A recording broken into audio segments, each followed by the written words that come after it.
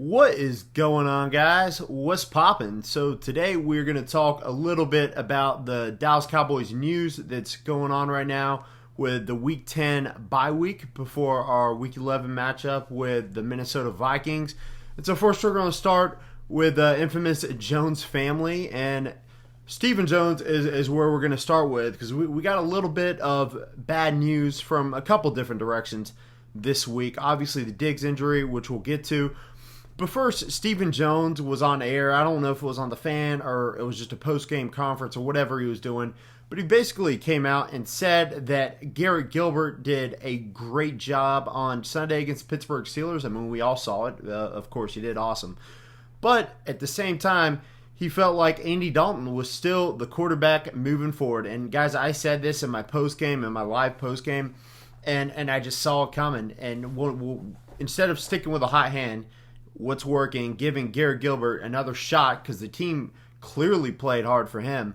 We're going to go back to Andy Dalton, who didn't stand a chance in his last performance. Now, was the team not playing as hard? Was it just a worse matchup? I don't know. But I don't like that we're just handing the job back over to Andy Dalton, who didn't really prove much in his short playing time, over a guy like Garrett Gilbert, who did prove himself. So I think he earned the job for now. Obviously, he didn't get it, and it's frustrating. It's also frustrating that Stephen Jones is apparently the one making these calls. You would think this would come straight from Mike McCarthy's mouth, not Stephen Jones, not Jerry Jones. We know they have the final say, but in this situation, starting quarterback heading into the next game, it seems like Mike McCarthy should have the only say. So that was a little annoying to hear, but was it surprising? Is anybody shocked? No, you really shouldn't be.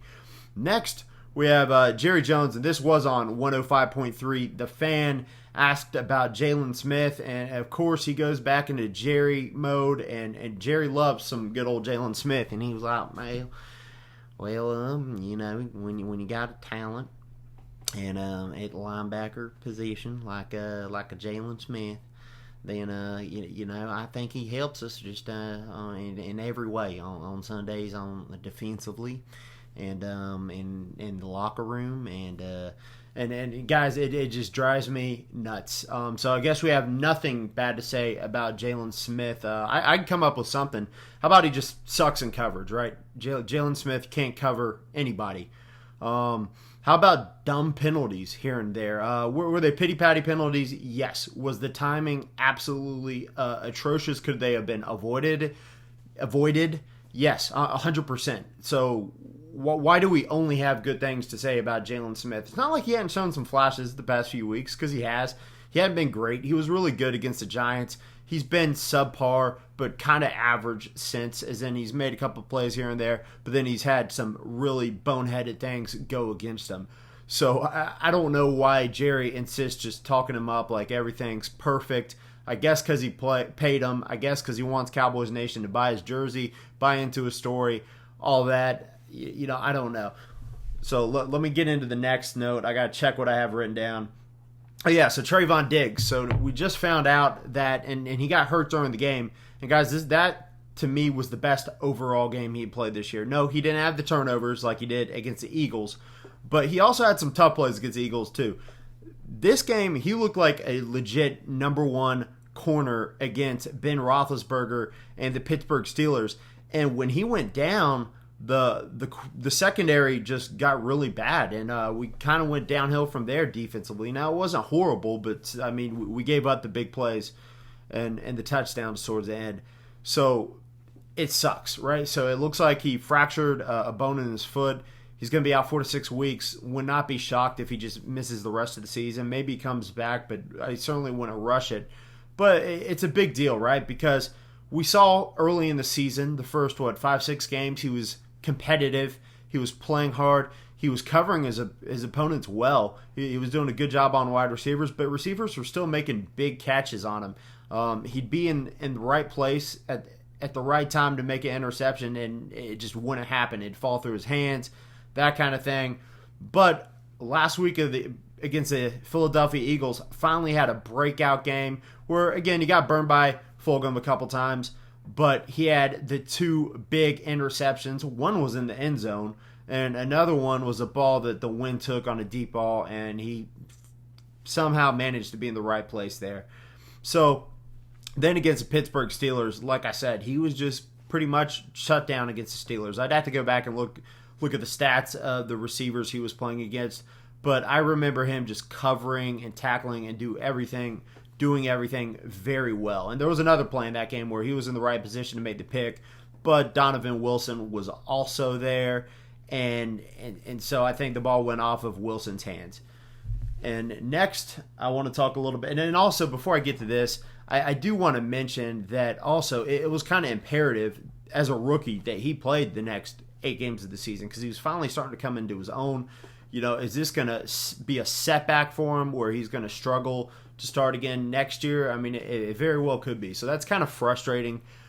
But obviously it's not his fault. I really hope the coaching staff can really coach him up this offseason, and he'll be able to play in the preseason next season, have a full training camp, and he'll be good to go. And it sounds like he will be because it's only a 4 to 6 week kind of thing. So even if he doesn't return to play this season, he should at least be practicing some and be ready for training camp and all that. So hopefully this won't set him back too much. Next, we're going to talk about Takk McKinley. And so apparently the Atlanta Falcons cut him. He's a defensive end, edge rusher. He was doing really well against the Cowboys when we played the Falcons. And as a matter of fact, I think he was one of the guys when he went down, we started rolling more on offense. So is he a guy that we're interested in? Obviously, we've talked about potentially looking into it. I think Stephen Jones mentioned something. So that's something I would definitely like to see just as a piece of depth. I think DeMarcus Lawrence and Randy Gregory have kind of earned those starting spots, and you'll definitely be seeing more of Aldon Smith. But I definitely don't think it would hurt to have Takk McKinley out there. He's a guy who's gotten some decent pressure to the quarterback in the past. I'd say he's a somewhat proven commodity, and he's not horrible against stopping the run. So we need more guys like that out on the outside to be able to contain the run, that sort of thing. So it's definitely something I hope we just at least do our due diligence. Is it the end of the world if we don't sign him? No, but I'm glad we are interested because we probably should be.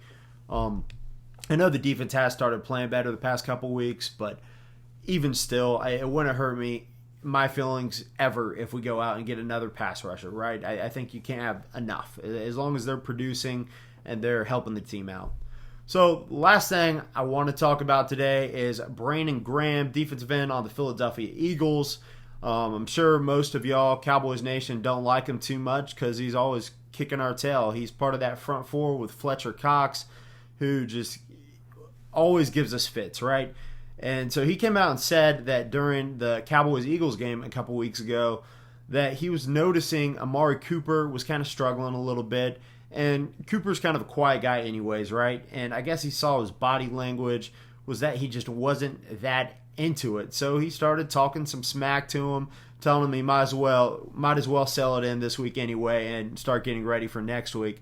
So he said that Cooper was kind of giving him that look that, wait till we have Dak back next year. I'm going to come after you. I'm going to get after it. So, that's good. I hope he does save that game in his calendar for next year because we're going to need Amari Cooper to play big against the Eagles, which I feel like he usually does play the Eagles pretty well. But we're definitely going to need to rely on him there. And at the same time, I just thought the banter was kind of funny. It's definitely a thing where Amari Cooper is a quiet guy. And when the team's struggling sometimes, and I'm not saying all the time because there's been some games this year where the team's been horrible, but he's had a couple really good games, a couple 100-yard plus games, I believe, as a matter of fact, over the course of the past, 4 or 5 weeks.